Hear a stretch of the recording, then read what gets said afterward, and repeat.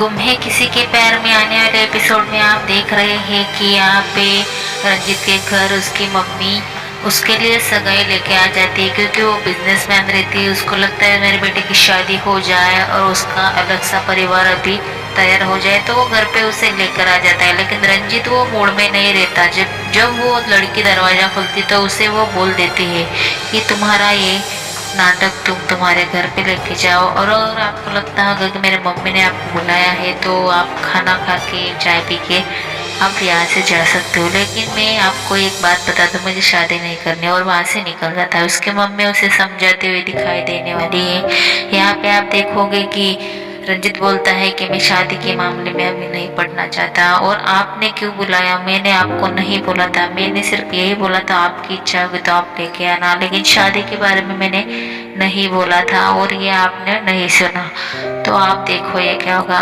उसकी वजह होती है उसकी पहली पत्नी। जब उसकी पहली पत्नी उसके सामने आती है तो वो ज्यादा गुस्से में दिखाई देने वाले हैं। तभी वो उसे पिछले बातों की याद आ जाती है कि जब मैं इसके साथ था, उससे शादी की थी, तब मैंने उसके अच्छी तरह से हैंडल किया था, लेकिन वो मेरे पास रही नहीं क्योंकि उसे पैसे से ज़्यादा प्यार था। इसकी वजह से उससे गुस्सा आ जाता है। एक तरफ यहाँ पे सभी और उसकी छोटी बहन उसका कुछ दिखाई देने वाला आपको दिखाई देने वाले हैं। यहाँ पे सभी की सास ईशा उसे बोलती कि वो लड़का कौन था, ये इससे बात क्यों कर रही थी। तो वो उसे समझाती है कि मैं उससे प्यार करती हूँ और उससे शादी करूँगी।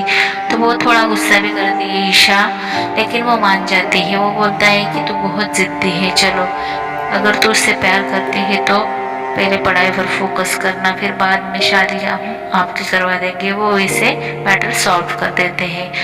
आगे आप ऐसा भी देखोगे कि यहाँ पे रंजित के जीवन में वो लड़की थी उसकी पहली बीवी, वो दूसरे के साथ शादी करके अपना लाइफ आपको दिखाने वाले हैं। यहाँ पे उसका और वो दोनों का आमने सामने दिखाई देने वाले हैं। और वहाँ पे दोनों में थोड़ा पिछली बातें भी याद आ जाती है, क्योंकि वो पैसे की वजह से, उसके हालातों की वजह से उसे छोड़ कर गई थी। लेकिन रंजित पहले बहुत कम पैसा कमाता, लेकिन उसका पूरा ध्यान रखता, पूरी ख्वाहिशें पूरा करता था।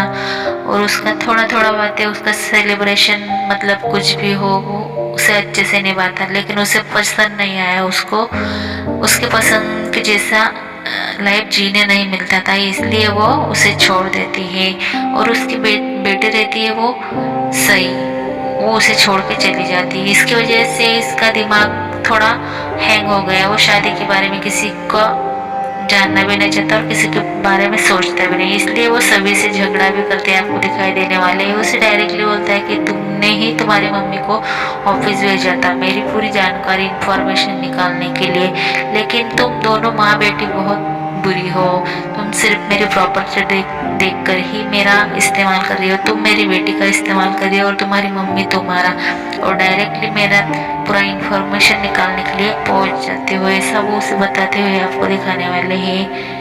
इस तरह भी यहाँ पे वो उसकी बातें बोलते हुए आपको दिखाई देने वाले। ईशा बोलती है मैंने इसे होटल में किसी लड़के के साथ देखा, ये वहाँ पे क्या कर रही थी। तो पूरी इन्फॉर्मेशन उसे बताती है कि मैं इससे प्यार करती हूँ, बहुत अच्छा लड़का है, बिजनेसमैन है। तो सभी समझ जाती है, वो सभी को बात बताती है। तो वो थोड़ा हैप्पी हो जाती है कि आप दीदी समझदार हो, लेकिन मैं आपके जैसे नहीं। लेकिन आपके जीवन में भी ऐसा एक कुछ लड़का आएगा कि आप वहाँ पे सेटल हो जाएंगे। लेकिन सभी उसे बोलते हैं कि मैं नहीं करूँगी, मुझे शादी का कोई ही मतलब नहीं है, मैं पहले एक बार शादी कर चुकी हूँ, अभी मैं दोबारा शादी नहीं करूँगी। ऐसे ही हमारे चैनल में आते रहना, अपडेट जानते रहना।